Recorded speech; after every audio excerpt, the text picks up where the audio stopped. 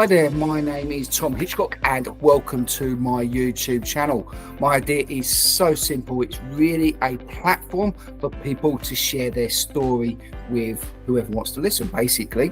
We have a range of stories. We have people that are relatively unassuming but have miraculous stories for us all to learn and listen to.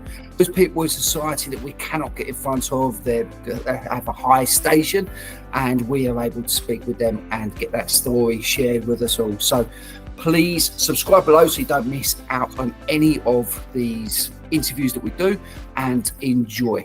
Kristy. You know what? It's been a really long Everyone week. does it. It still doesn't make me feel any better. I get myself tongue-tied. I'm dyslexic, and at the end of the week, I do not know.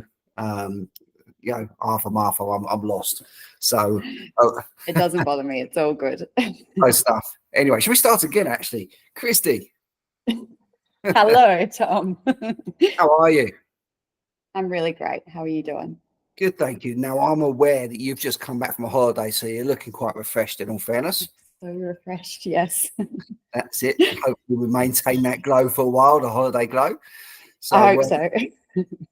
So listen, we've spoken before. We've had a few interactions. I'm aware of your background. I'm not too sure everybody else is, but we'll probably delve into that at some point. But I want to go straight in on one item for you. Okay. Great. Some people say in terminology to be lucky, go break a leg. Yeah. Okay, tell me, share, because it's quite publicized. It's you know. Yeah. So we are, what are we now? June. Early June. So it would have been, it was on the 11th of November. So what are we like coming up 7 months? It was a very interesting thing.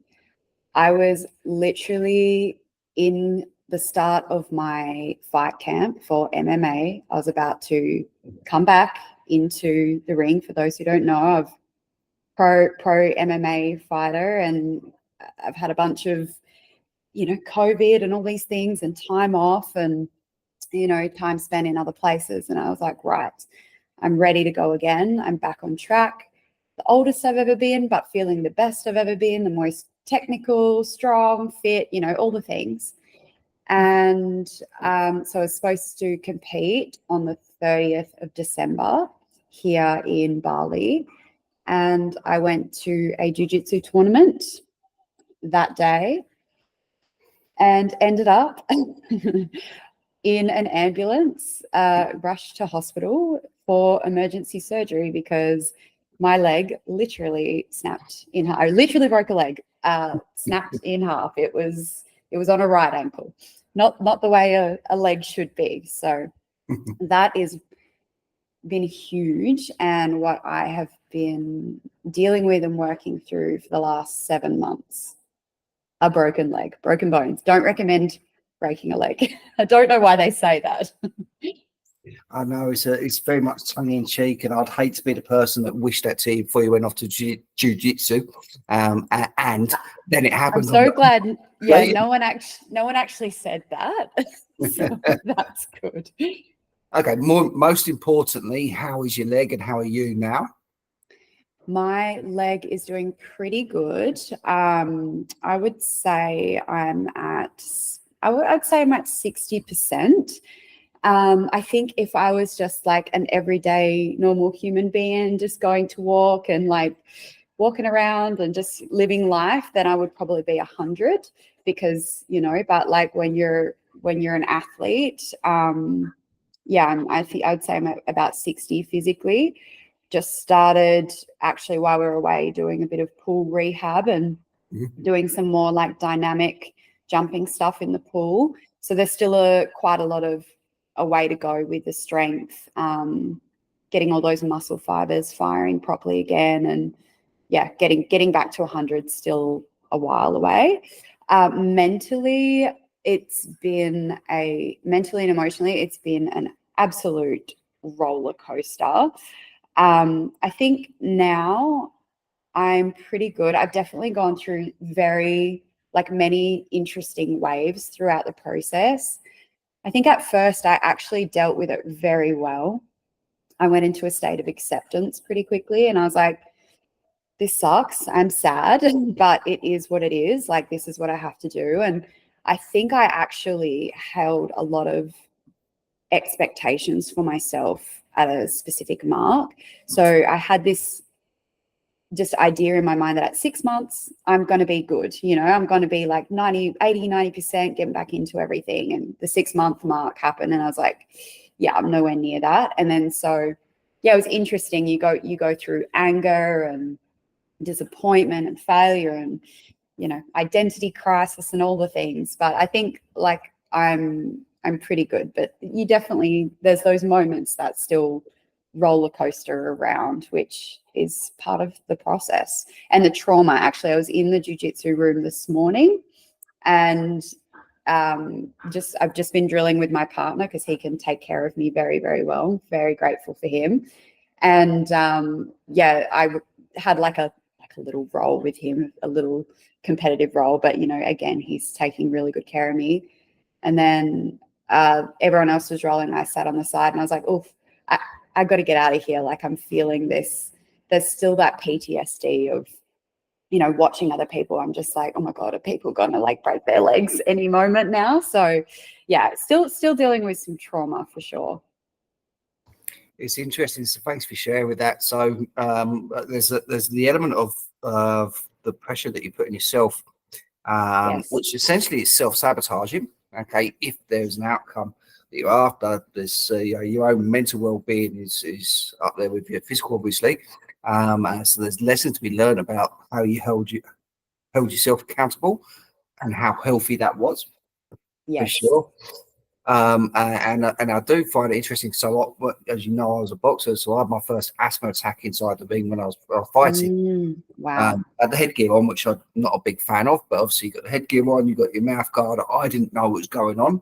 I got my gloves on, so I couldn't really get anything out. No one could hear me, and when I was trying to communicate this, the guy just kept punching me in the face. Oh, this isn't very nice. No. And then it'll moved along. But what I find now is when I'm in a similar situation, or even I was just doing interval trail or something, and I get that sort of shallow breathing again, it triggers it every time. It comes up, wow. and it's quite scary. So I understand those triggers and watching other people, what have you. Do you think that you would get back in there again? Is that your goal, or is it? It's my goal right now is to just feel like normal again, like just get back to that.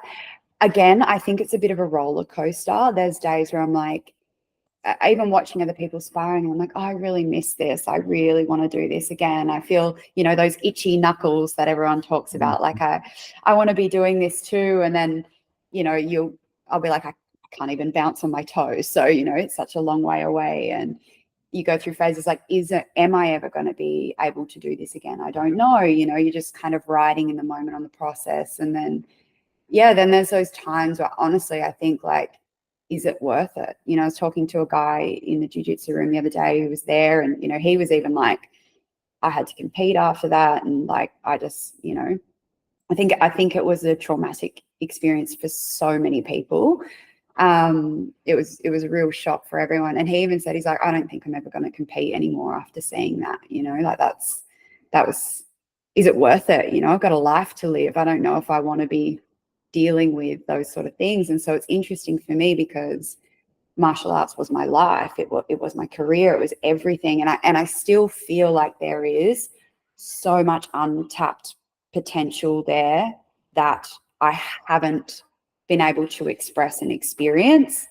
And maybe that means I'll step in there and be able to do that again. Maybe that means that'll come out in a different form of my life. I don't know. But yeah, there's definitely that fear that's like, to go through a serious injury and rehab that again and go through that whole process again, like that's the only barrier for me right now. Is like, I would not want to have to go through something like this again. That would suck big time. So yeah, I don't know yet. I don't know, but you know, sometimes it's there, sometimes it's not. So I think I'm still very much riding the wave of yeah, maybe. But I don't even think, you know, my strength and conditioning coach said to me something pretty awesome and wise. He's studying psychology at the moment, so he's like all about giving the good advice on many levels. He was like, just train like that is your focus. And when you get to that point of making that decision, you know, then deal with that outcome. Do I fight? Don't I fight? Like, let's just focus, like that's where you're getting better to do.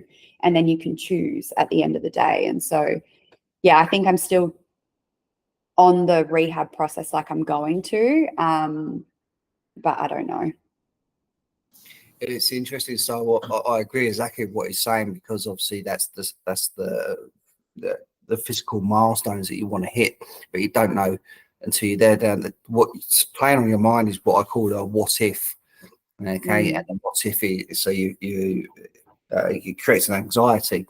Okay, because it's future thinking, and you're thinking, well, what if this happened again, or what if that happened, and the implications of this. And that in itself, it can obviously be a decisive mindset, or actually, you know what, let me get to that fitness, but that's not going to happen because that what if still in there. But it also can hinder performance. Totally. We've seen lots of sports people that have an injury and they come back and they were A+, now they're an A, and there's a little wow factor just missing, and it's there. What if it's in their head? It stunts performance, or peak performance, shall I say. Totally.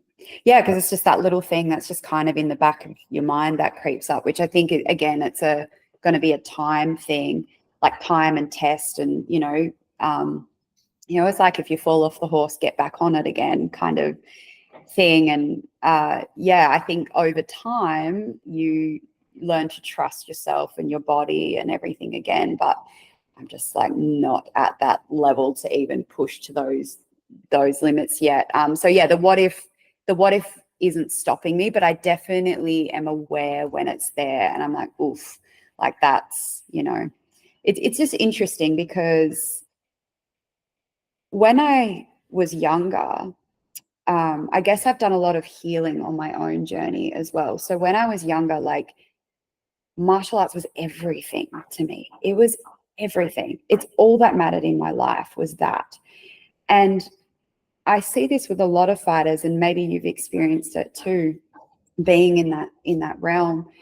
It's like we have this ability to punish ourselves so hard, you know, because the training, it's so hard. Like you said, you're literally getting battered in the face, taking that physical punishment. And so, yeah, through my own journey, it's been interesting of like, wow, like look at how much punishment I'm willing to put myself through.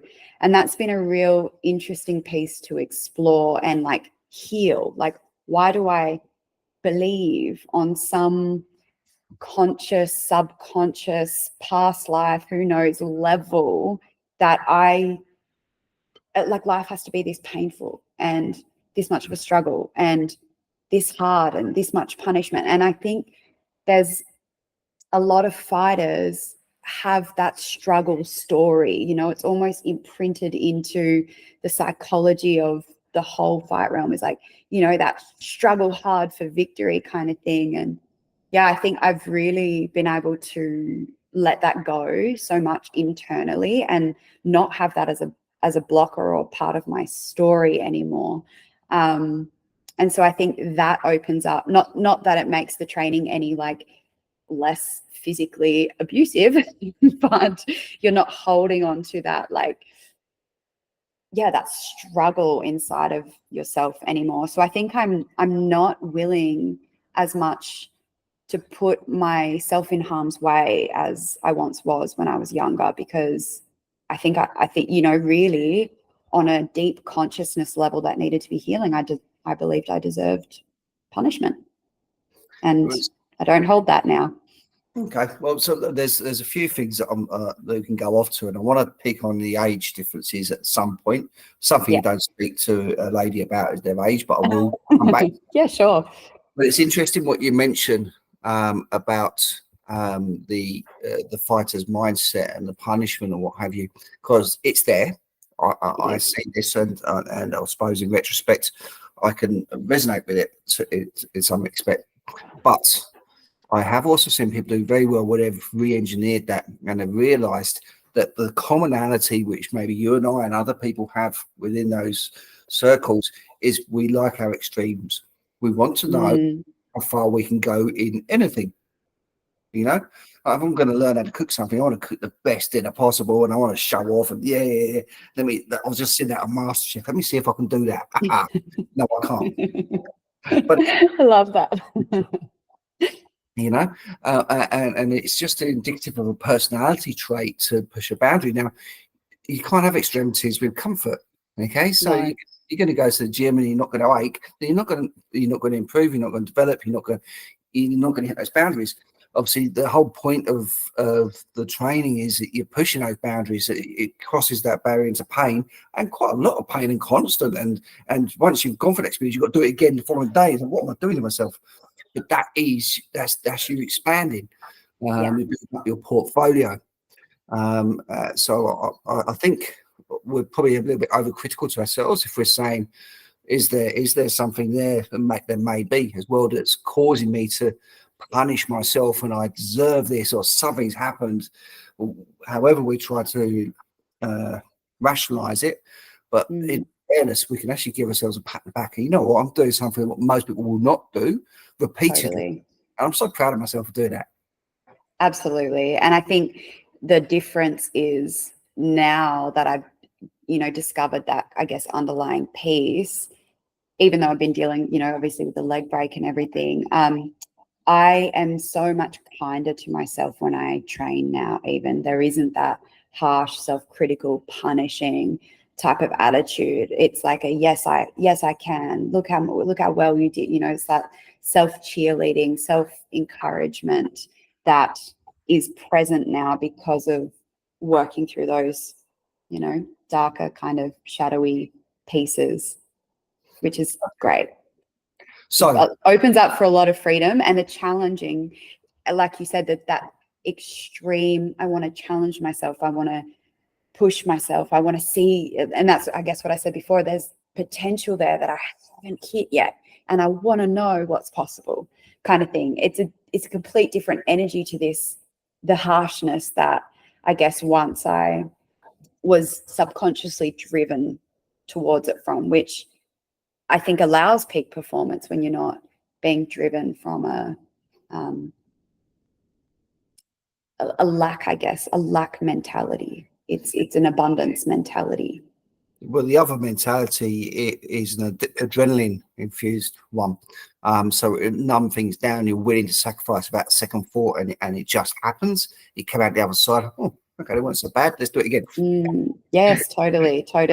If you're licking your wounds and you're self-aware of your body and what effects it's had, then your focus is elsewhere. You're focusing on other stuff, and it's completely chalk and cheese.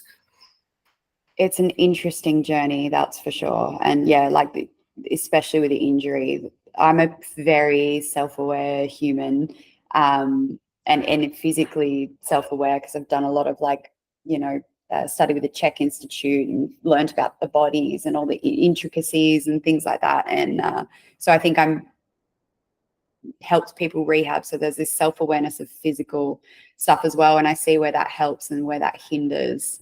But yeah, the whole extreme kind of injury has definitely opened up a whole new realm of things to consider and think about and move through and work through. And yeah. Okay. So here's my point back to your younger days. We've all only got younger days, so I can say that. In theory. Now, legs 11. That was my point to remember it. So yeah, legs 11. We're talking about legs here. We spent the whole time talking about legs. You've done your leg, or you were booked to fight on November the 11th. I was booked to fight December 30. Broke the leg November 11. Yeah. Okay. So legs 11 done. So that's your one. Okay. Yeah. Easy to remember that date. When I was 11, I broke my leg, and I was a very quiet young lad, very polite and pleasant. And I just want to share this with you because it's quite a little bit interesting. Okay. And what I've done is I'd do cross country, snap my leg, it went backwards and all round, or what have you. The hospital won't come and got me, the ambulance come and got me, went to hospital. All the x-rays and what have you, and they told me that I'd pulled my ligament, which didn't make sense, but it is what it is. So they gave me some of the tubing grit, they gave me a crappy wooden crutch, just one, okay, and sent me off home. And I was in a lot of pain, and I remember thinking this, even then at 11, it didn't add up. After a couple of days, I went back to school. Okay, so I was the smallest year at school. It was first year secondary, so everyone was big kids to me and all pushing around. And I was this crappy little crutch going up and down these stairs in quite a lot of pain. And I had to keep having days off to go to hospital because the doctors to have the fluid drained off my knee because it's like the size of a football. Oh man, yeah. And then they were doing it. They weren't too fussed by that, but every now and again, it caught this piece of bone. And what I'd actually done is I ripped off the top of the tibia, so it's the mushroom bit. The whole of that cracked off, and I'd torn all my ligaments. Oh my gosh. So what was actually happening is every night my knee was setting again. Every morning when I was walking on it, it's breaking again. Okay, obviously I'm walking without any ligaments. I remember the pain because it's fucking agony. I'm going to say that. And every time they drain this fluid, what was happening? It's all fine. Then they'd catch that piece of bone and suck it out. And I just, that was the most painful bit. I remember this. And all of them were basically talking down to me, the doctor, the people in the hospital, like this, and this isn't that painful, but they couldn't work out why it's that swollen. Anyway, one day I went to go to school and my mother got a call on the telephone, and it was unbeknownst to me, it was the hospital, and obviously her face changed. Right, we need to go back to hospital ASAP. You're not going to school. It's like, okay, that's fine. And what they'd done is they looked at the wrong X-ray. Okay, literally, and they were so apologetic. So for about 2.5 weeks, I've been walking on a broken leg that was completely ruined. I had the Forrest Gump thing afterwards, and what have you. And then I had this bit of a mistrust as well. It's like, okay, well, of course, I hand on heart trusted the doctors and whatever they say it is, and I just felt I was weak, but I just can't handle pain. Now I remember that actual agony as an adult. I haven't experienced pain like that since, and I've had lots of things happen to me. I haven't had that done, and this goes back to where you're talking about where things more youthful. Okay, so in my case, there was an innocence that stopped me, and I had 100% trust. There's no doubt what they're saying is right. I'm the weak one. I'm the pussy. Okay, I've already sworn, so it doesn't really matter. Okay, that's good. So good. Right, but that's how I've been holding myself back from swearing the whole time, so it's all good. Far away, let it all out. So now as an adult, my experience with practitioners is very different. I communicate, no, this really fucking hurts. It hurts when you do this. It's this type of pain, is the other, and you can self-diagnose really well, really quickly, because once you broke a few things, you know, and you can diagnose others really easily as well within reason, So the landscape of what Asia was to how I plug into pain and the professionals was different when I was younger to now. Does that relate to yourself? And do you think you could have that break as a young girl and actually look at it differently? That's interesting. Yeah, that's a really interesting question. I don't know. And I think, there's such a difference between, maybe like young 11, early teenage. I didn't even start training until I was like 20. I didn't even start getting fit till I was like mid-20s, So, and now I'm mid-30s. And so my brother broke his wrist on a scooter or a skateboard or something when he was like 13. And I was even asking him about it. He was here the other week visiting, and we were talking about breaks and stuff. And he's like, oh, it wasn't that bad. Can't remember it. It's just like, it's like a nothing thing in his mind. I never have an issue. And so I don't know if maybe like as a young kid, that would have been quite different.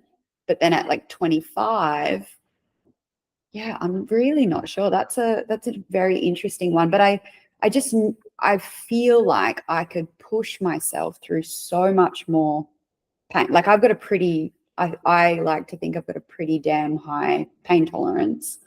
I could just push myself again, like through those training sessions and through so much more like discomfort and pain, then that I might not have, maybe here's the difference, I might not have recognized, oh, that pain's probably not a good pain, if that makes sense. So I think there's a more awareness on maybe health now than when I was younger. I would have just been able to keep, pushing through the pain. I had a kidney infection when I was like, I must have been 28, like just starting my pro career. And it started off as like a UTI. I'd never had one before. Went to the doctors. They're like, take some antibiotics. If it's still painful in a few days, come back. And I'm like, oh, okay. I'll just, again, naive, like you said, like, all right, trust the doctors. I don't know what's going on. Let me just keep taking these antibiotics. And 3 days later, I was still working, still trying to train. And I was in that much pain. I remember finishing one client at the gym who, funny enough, was a doctor. I didn't say anything to him, didn't ask him any opinion or anything. Like, okay, my work's done for the day, and going, oh, my back's really pain. And I was talking like that. I couldn't even speak properly. I'm like, oh, I'm in quite a lot of pain. I think I should probably go back to the doctors, because that's what they said. And this pain had been going on for, a good couple of days. Went to the doctor's room, waited around for ages, went in, and the guy's like, have you got anyone that can take you to the hospital right now? And I was like, yeah. So I rang my partner, he took me to the hospital, took me to the emergency room, went in, actually had my like fight jumper on. So it said like Kristy Renae Obst and had a cage on it and stuff. And the doctor who looked at me in the emergency room was like, oh, are you doing martial arts? Like, yeah, I'm a pro fighter, whatever. And he's like, oh, okay, cool. So you can handle pain. And we were having this joke, like we were joking around, laughing still. And I'm still not able to talk properly. And he's, done all his tests and stuff. And he said, how much pain are you in right now? And I said, I'm going to say a 3, but I think I should probably say a 7. So my concept of pain was just, I didn't have a clear concept of pain because I had such a high pain tolerance. They came back after a few tests and they were like, we need to get you on an IV right now. You've got like a serious kidney infection. But I guess when I was younger, I had such a high pain tolerance and I could push through so much pain without really realizing, oh, this is probably something that is a bit more serious that needs some attending to. Whereas I just thought, I can get through it, I can handle it maybe. So I think that's the difference now. I've got more of an awareness of like when I need external help, or when it's time to rest, or when it's not just discomfort anymore. It's like you're at snapping point. So maybe pull back and take care of yourself, kind of, rather than, oh, you're pushing through some pain and you're going to grow, grow from this. Like you're on the edge of hitting a personal best or something. You can do a little bit more to like, oh, you're going to snap yourself now. So I think I've got a lot more awareness of, you're in snap mode. So like pull back a little bit, if that makes sense or answers the question. It does. And there's a study done in the UK a few years ago where quite a famous pain study.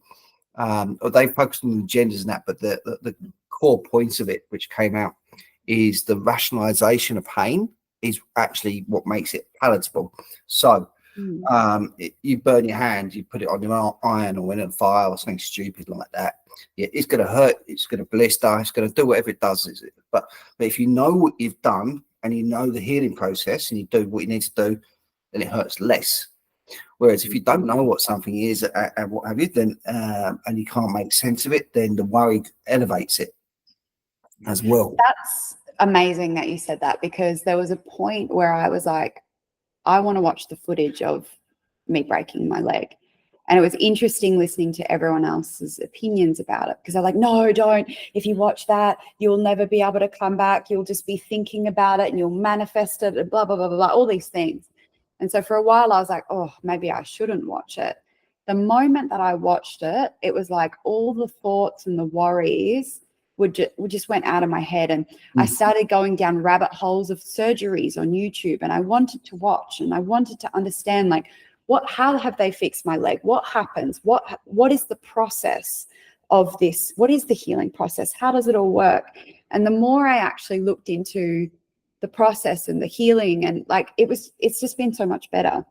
So because I guess you're not in the so much in the unknown, right? You've got a bit of maybe control, an idea around it. So that it really helped me to watch all those things where people like, you're crazy. Like, how could you go and watch, a surgery? Like, but that correlates back to an extremity again. You're doing something that most people would not. I want to understand. I'm going to dig deeper. I want to see some bones being fused together and whatever. I want to all the stuff you shouldn't be watching whilst you're eating your dinner. I want to do that. Yes. Yeah. It's another extremity. So there's some things that, but listen, I just realised what the time is, and the problem is when we talk, we can talk for a very long time. We haven't talked too much about you apart from your broken leg, and my broken leg had a little cameo in there as well, but we'll stick with yours. I love that it was 11, and then I was like broken my leg on the 11th of the 11th, and it's very fascinating when you look into it all, and interesting stuff. I would say. Okay, all right. So if anybody wants to reach out to you from watching this at some point in the foreseeable future, what would you say would be a good route into and reason to contact you? Easy to contact me through my website, or probably Instagram's the easiest place. It's Kristy Renae Obst. So my website, www.kristyrenaeobst.com. Kristy Renae Obst at Instagram. They're probably like the most viable ways to get a hold of me.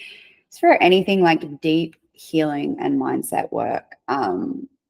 I really love to work with people to help them overcome their limitations, and in a very deep energetic way. So sometimes when I know it's a lot of people that might go down the mindset route, but they're still struggling to like get over the hump. They still feel stuck in whatever limitation is going on, whether that be with like an athletic point of view, or maybe even a business point of view. There's just feels like there's this just stickiness that they haven't been able to break through on like a very practical physical level or mental level.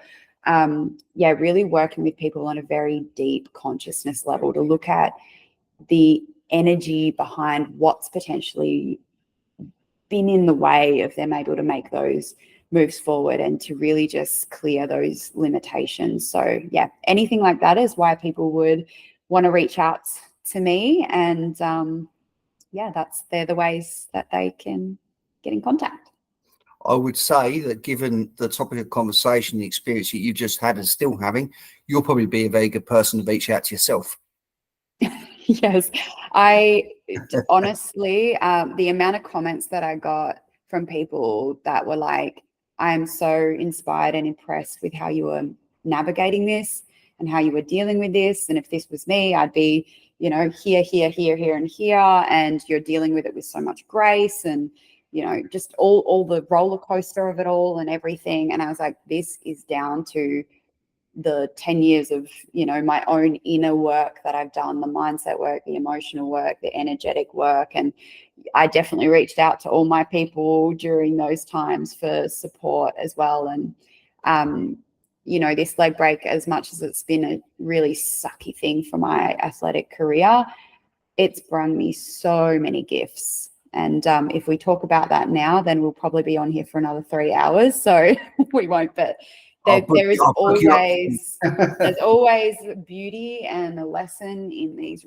really challenging times. So if anyone else is out there dealing with a broken leg and they're struggling mentally and emotionally to get through it, reach out to me too. I can support you there. I have lived it and breathed it. Love it. All right, well, listen, thanks again for your time. I really appreciate it, and go and enjoy the lovely Bali rain. Yes, I will. Thank you so much. See ya. See ya. And thank you for watching this episode. I hope that you did enjoy it, had lots of takeaways from it. As before, please subscribe below so you can keep on top of any new releases we have. And also, if you would like to have your story told, just reach out with me and I'd love to give you that platform. My best email address is tom@purplepatchconsulting.com. Thank you.